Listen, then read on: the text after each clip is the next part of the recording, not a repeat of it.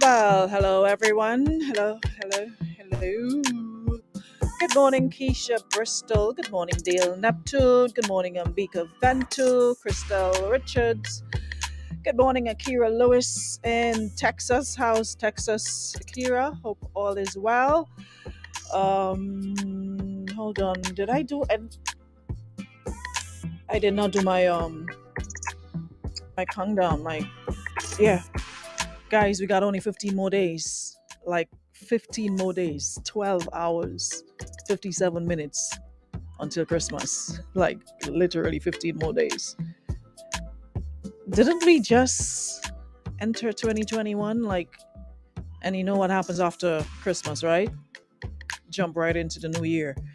Yeah, and from all indications, it's gonna be an interesting 2022 in Grenada. Of course, elections are constitutionally due in June of 2023, I think. But it seems as though, well, based on the way things are going, we've already started. Prime Minister says he's got a bell in his pocket, so he's gonna be the one to ring it. He's the one, and of course, I'm sure others close to him knows when that bell is gonna ring. But in the meantime, it seems as though we're ready.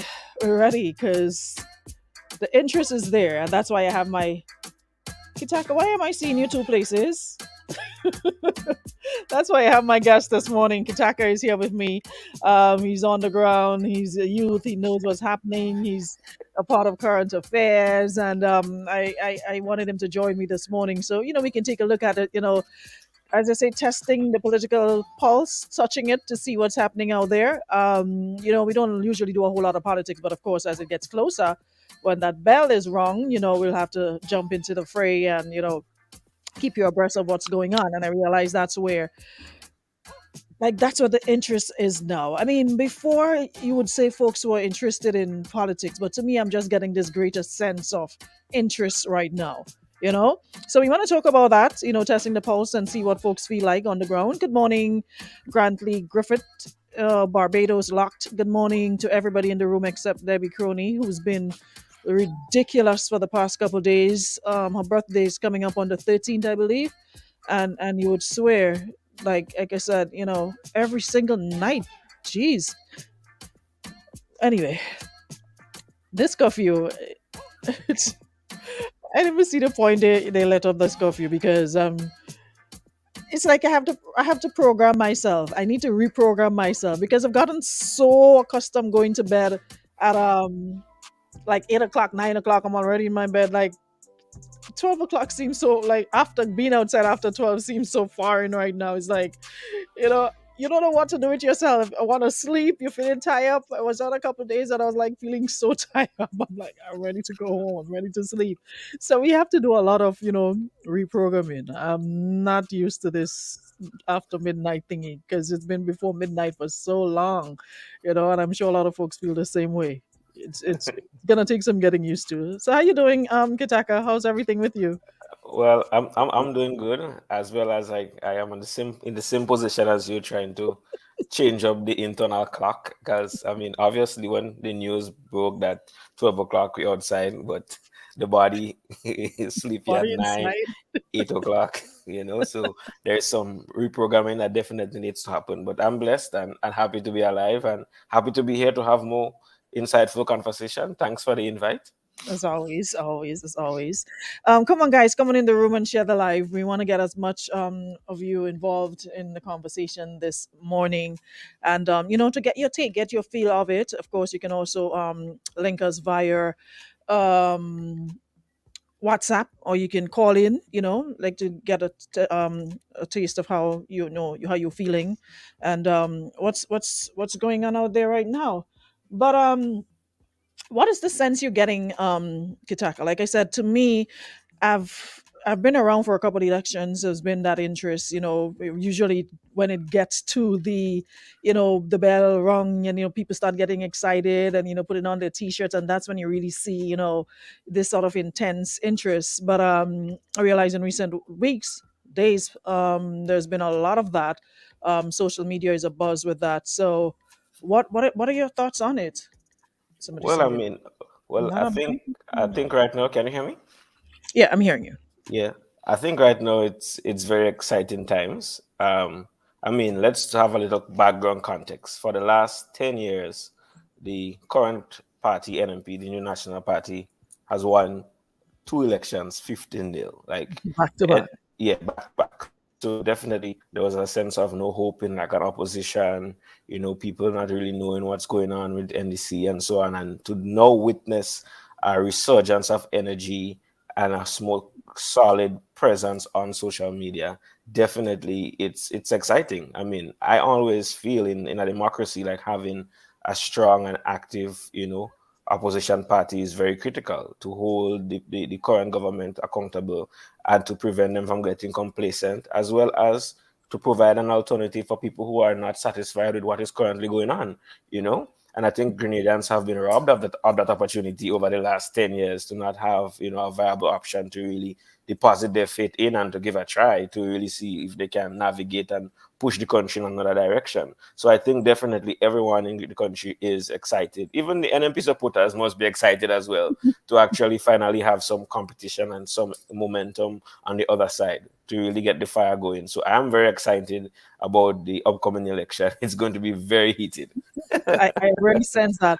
But in terms of you said that, we've been robbed. But the thing is, at the end of the day, political parties don't just go into office. People put them there. So it means that people were comfortable because it's not one time, not two times, but rather three times, you're seeing one party winning all seats and, it's sitting in the house. So my thing is, we are the ones going into the voting the different polling divisions and casting our ballots, and that's what we seem to the preference seem to you know sort of align with one political party.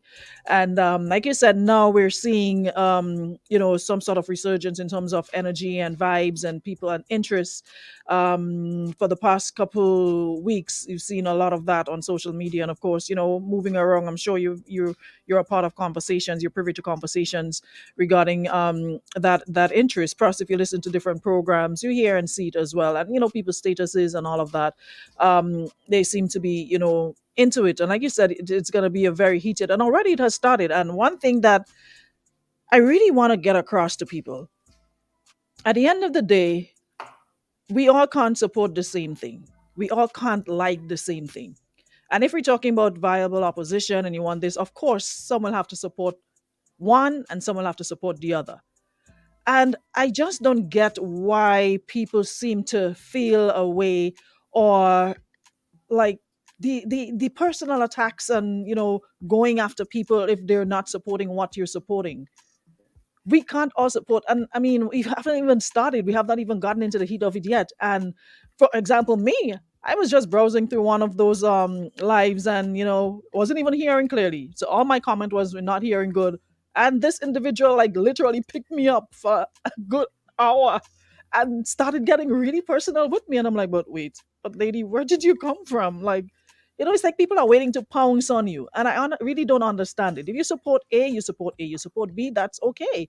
Why do we need to? Why do we feel the need to be so aggressive and so angry? Because when I see these politicians and you see them at events or functions, you don't get that aggressiveness from them amongst each other. Whether they're on side A or side B, you see these people hugging and clapping each other on the back and throwing back their head, laughing and knocking glass and having a good time. We understand, the emotions and all of that, but is it necessary to go down the disrespectful road? And it's across the board.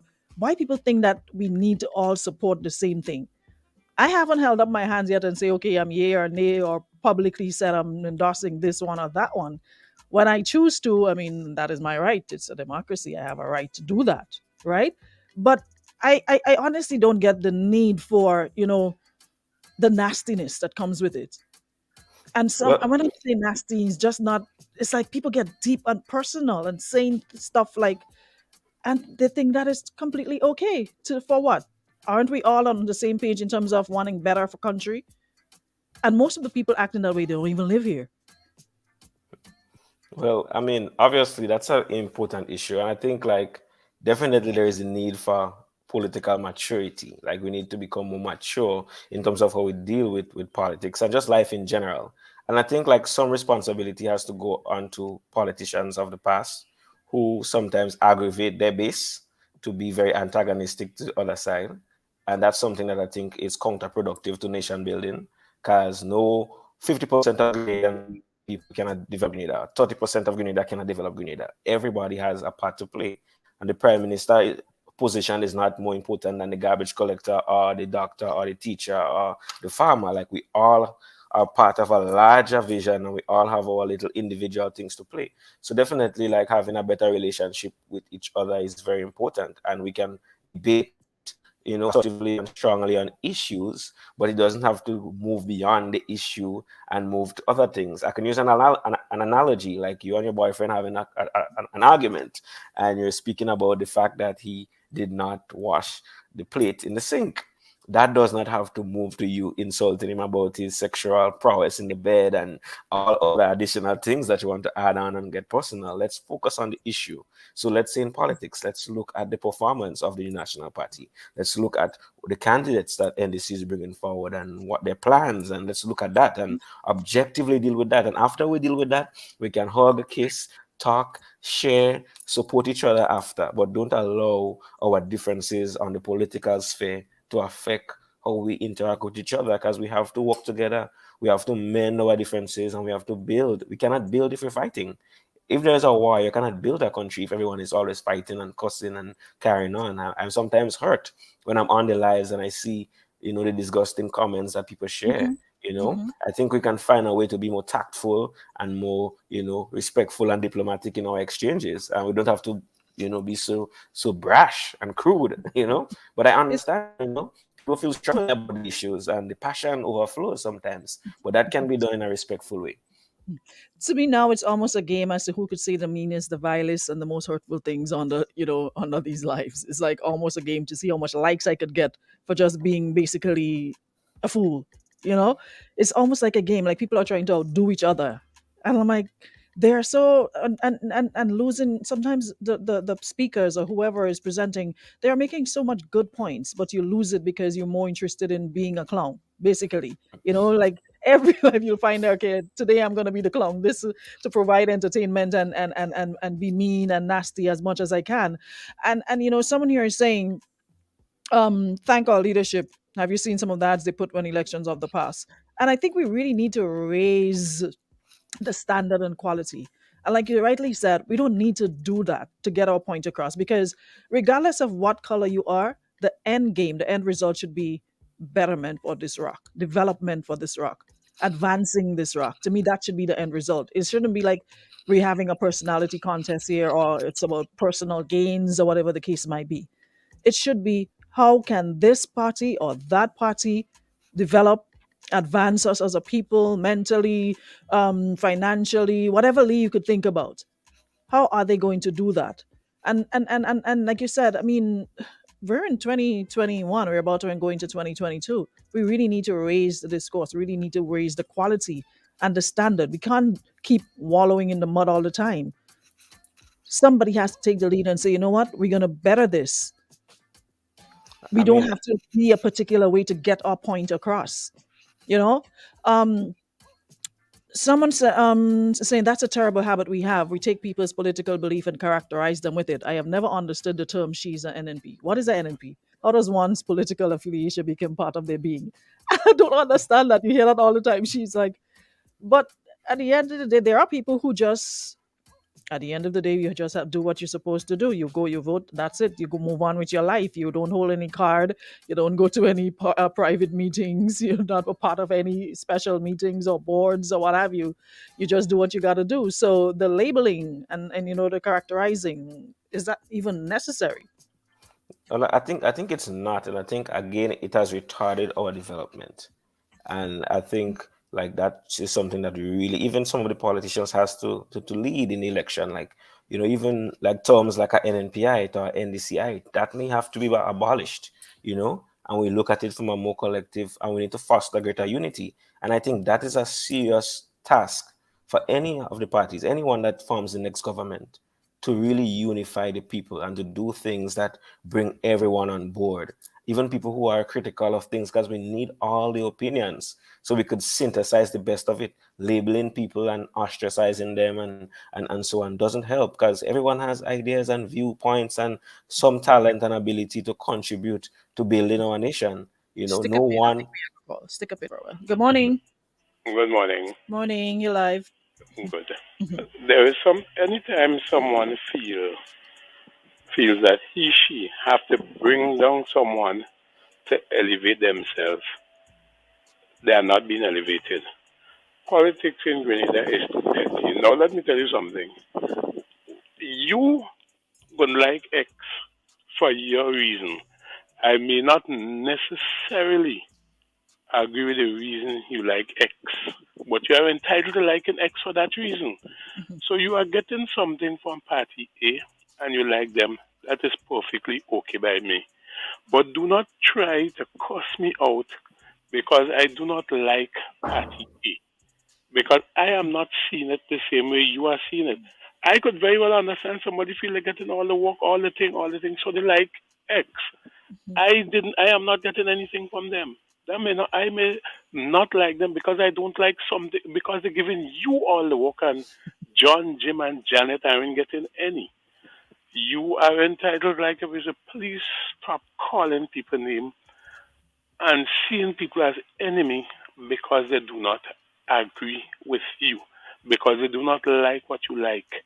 You like what? Water boots, gym boots, heels. Some people like flats. I mean, is it that does that mean they're wrong? If they are wrong for that, this pettiness that I have been that passes for politics in Grenada is beyond me. I find it so well. The politicians push it right, and we go ahead with it. We pick it up. So we call each other names, starting from those on the top. Keep on calling each other name, and we on the ground think that's the right way to do. I have spent my life voting for the best of the bad lot. I do not believe none of them is the best thing since sliced bread. But I have spent most of my life not believing anything is ideal or utopia, but the best of the bad lot. People, please listen. Listen to what people have to offer. Pick nonsense, pick sense out of nonsense, and use that. Don't use the only thing. Of course, you're okay to vote for somebody if you like them and if you think you're getting something out of that. That is okay. It might be a kind of flawed reason, in my opinion, but who say my opinion means anything? My opinion only means something to me. True. I do. I vote. I vote the best of the ballot. I vote what I think is best for Grenada and for my children, and for my friends' children, and for the multitude of young people that come uncle, uncle this, uncle that. They're not even my relative, but they're uncle. I love them. So I love my real nieces and nephew. And these are the people I want. At my stage in my life, whoever come in power would not make an appreciable difference to how I live the rest of my life. But I believe in Grenada, and I love Grenada, and I love to see the best. So the person who come and convince me this is what they are going to do, they may not never even do it when they reach there, but convince me now. And in the meantime, I'm calling you no names. I do not want to be called names. Try to call me name either. It frankly doesn't matter. I have been this way for too long to be bothered by this pettiness. But you sound silly and petty to people like me who wonder what this is all about. And I agree with you, Aruna, in terms of cussing out people and calling people names. It is it is very very poor. What I want to use it does not put you in good light for you to have to call somebody a name to elevate yourself. You have to climb on the back and push them down so that you could go up. You ain't going any place. Exactly. All right? Right. So take Thanks it so easy, much. darling. Have a good one. Right. Alrighty. And I'm happy you raised the point because gone are the days when our great grandparents and our grandparents and according to the stories that I heard with Uncle Gary and him telling them that the banana boat coming up Paradise River and everybody yay Uncle yay and all of that. We have a more intelligent youthful population. We have information at our fingertips, right? Um, you can practically type in something and everything comes up that you're looking for. There's a wealth of information, so you can make informed decisions regarding who you choose, whose side you're going to be on, who you're going to support. And you listen and you pick sense out of nonsense, and you decide, okay, how does this benefit country, how does this benefit my village, my community, my parish? For the past how many years have I seen substantial development there? What more can I ask for? The person who's coming to represent, ask questions, find out what's going on.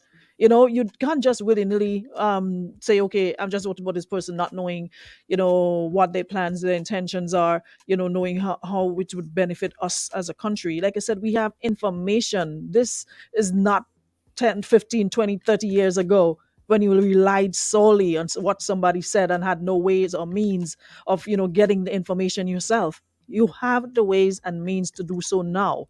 You can ask questions now. Nobody have to just open your mouth, push something in it, close it back, and you swallow.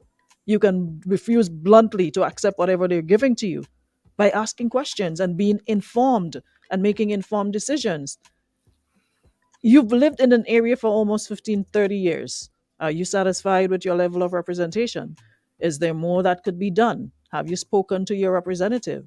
What more would you like to see? And you see, that is the thing. We sit and act like, oh well, I can't say anything. I'm not in a position to say anything. But we have the means and the medium to speak. The same platforms that we use to make fun of people and bully people, we can use those same platforms to ask those questions, meaningful questions. And don't think they're not going to see. They do see. They're, especially now, people are looking.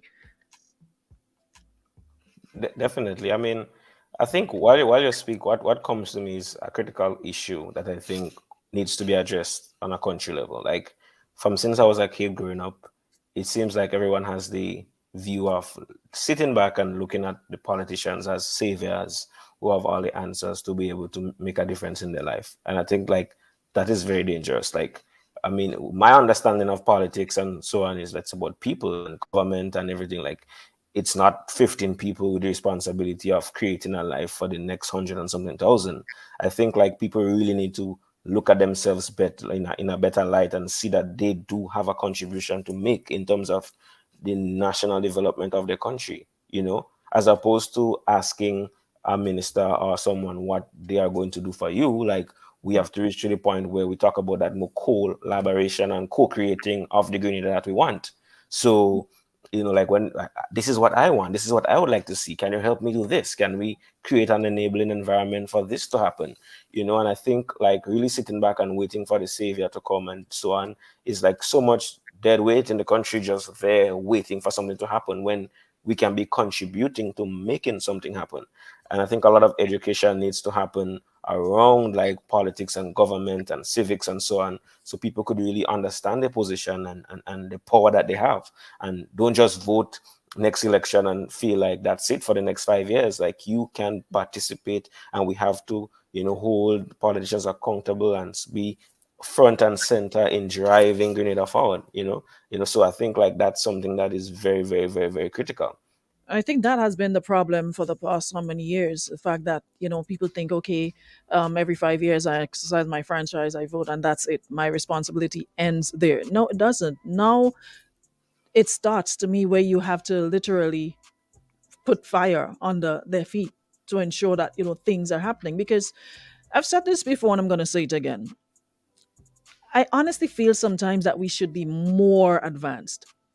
I honestly feel there's a lot more areas we should be developed in, and we're not. And whether it's as a people, as a country, or as whoever is there, or whatever, I just think sometimes, especially when you travel and you go places, and that's why I always say it is important to go beyond this 133 square miles.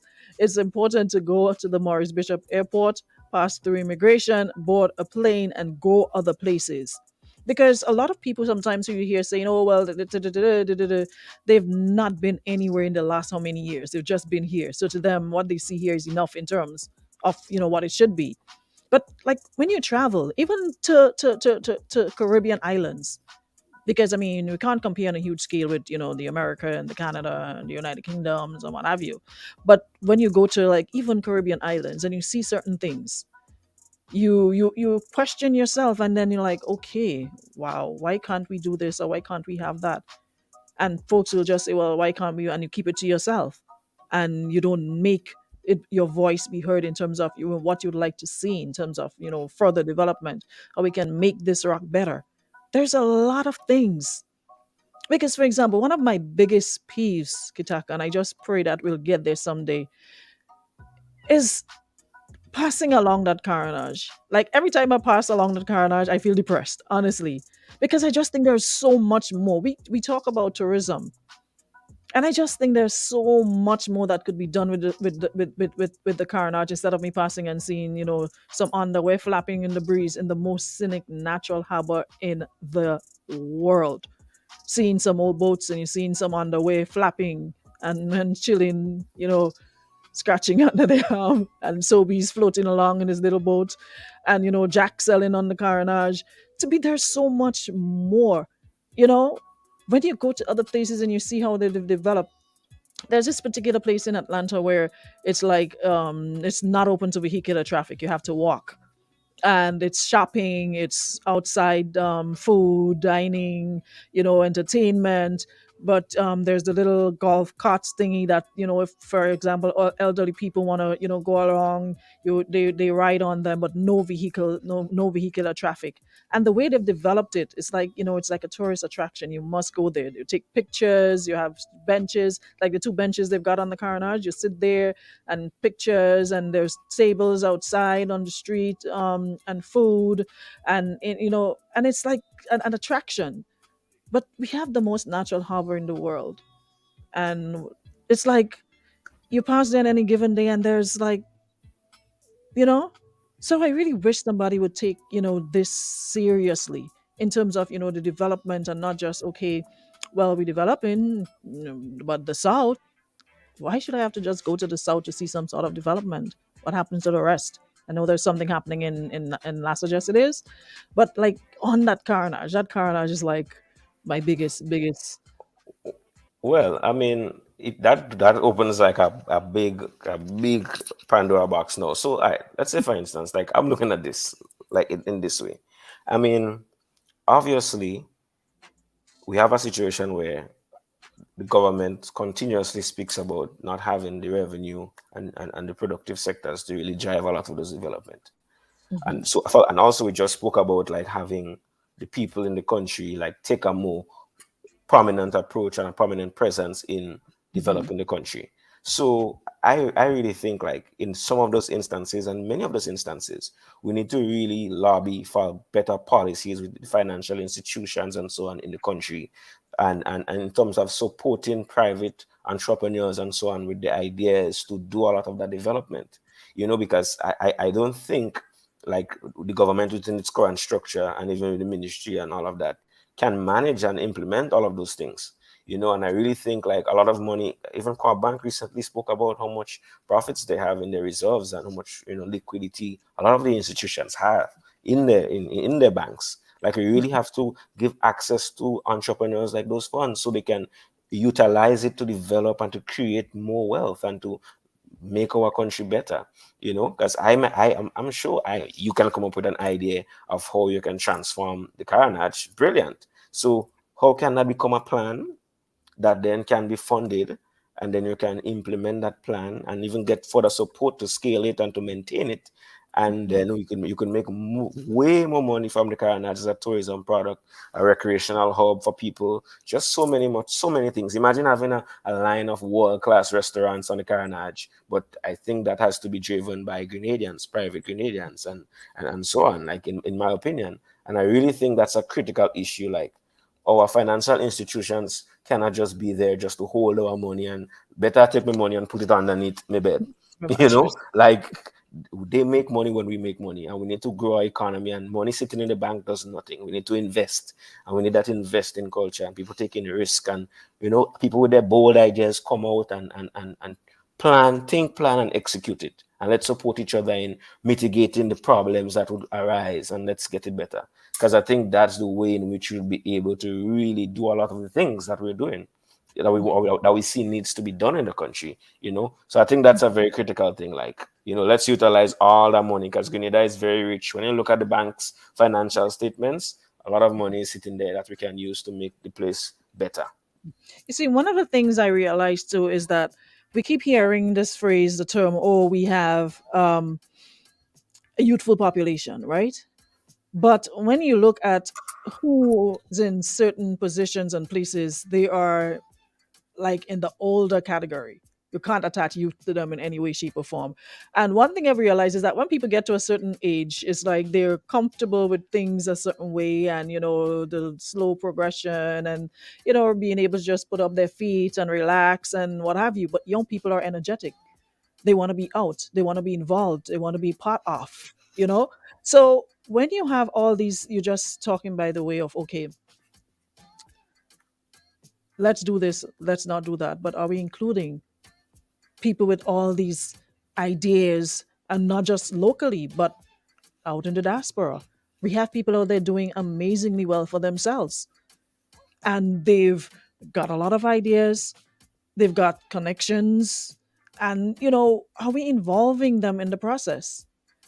Sometimes I see some young people, and some of the things that they post, and some of the conversations they have, and they're filled with ideas, but sometimes it just feel like they're not included in the process. And I think that is one of the things that is halting our growth.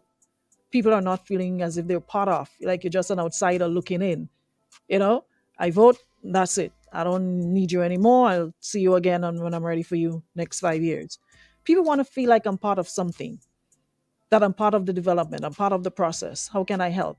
There are people willing to volunteer even, but I just think there's more that we need to do and could be done. And that Well, is my greatest wish looking ahead, that we there seriously need to do more.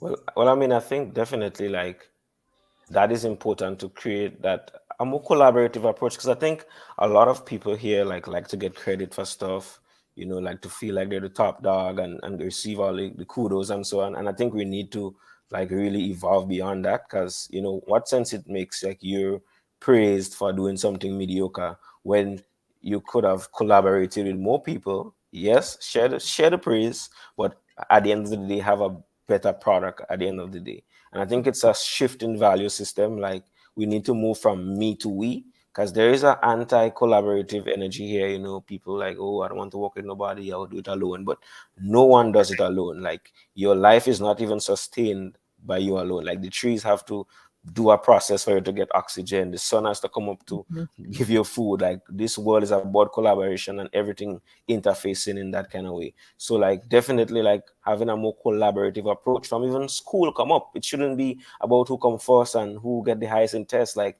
we could, you know, abolish that and have a more collaborative model where instead of doing exams alone, like kids have to work more collaboratively on projects. So we could foster an attitude of collaboration, even in work. How you design it, like not have everyone in the little separate corners, but Mhm. more collaboration, more Yeah. space to interact. We can look at businesses like Google and other companies that have excelled and made so much money. Like they have incorporated those type of models of more collaboration, like a more relaxed environment, and really invested in people being in a better mental state and happier and so on, so that they can all contribute. And it's not about I and me, but more about we and us. That's the only way we're going to get things moving, because I don't want to be doing everything on my own, and I can't have time with my girlfriend and my family and so on. I want, to share the pie and to share the workload. I mean, come on. And enjoy it while you're at it, and not be stressed continuously, but hey, anyways, um, I'm seeing a couple comments here, but we have to go. Thomas says, "I love this guy. Positive vibes." Jihad says, "Collaborative approaches are key. It's about the greater good and not for singular achievement." Brian says, "And David and the Karanaj are areas with potential for serious development." Um, also says, when younger persons present some of these ideas, they've met with roadblock. And I think that's one of the issues we hear all the time, not knowing where to go, who to turn to. That's one of the issues. Anyways, final word before we go, Kitaka.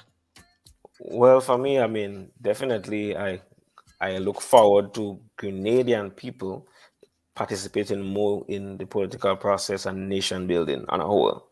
And I'm happy to see NDC with some momentum, and I hope that momentum transitions to them developing the organizational structure and expanding and having a better, a better system organization within the party, so they can step forward and present themselves in a better way for the next election, and that whoever wins the next election or whoever is the government fosters a greater collaborative approach and unifies the country. And then together we decide how we want Grenada to be. And I think that's the task at hand. I totally agree, and I like the thought about unifying and bringing everybody together and put all hands on deck and let's build, let's build, let's build. No one person or 115 people can't do it. We all have to do it together. So very well said. Thanks so much as always, Kitaka. Until next time. Thank you, and have a good one, and keep Have a good having the one. conversations, and I look forward to Sure, being here again. of course. We need an And hour next time, eh? The yeah. half an hour for me No, runs. as we're getting closer, we're gonna have to we're gonna have to take up some more time as we get closer. But all for now, we're just testing the waters and see what's happening, and getting a feel and feedback, of course, from people listening to the program. So we definitely will have more of this. Nicole is saying we need more of this. We will. We definitely will. Alrighty. So I'm looking forward to engaging more of you in the conversation. So again, Kitaka, thanks so much. Catch you again soon. Alrighty. And that about concludes our ladies' room for today and this week. We will be back next week with more programming right here on Power 95. And of course, just want to say special thank you to our friends at Escuma Variety Store. Thank you so much, Sweet Drink Sorrel, Western Union, and Beacon Insurance for making our program possible today and this week. Thanks so much to everyone on the show for your contribution as well. Looking forward to seeing you again next week, same time, same place. So until then, stay powered up. Have a good Thursday, everybody.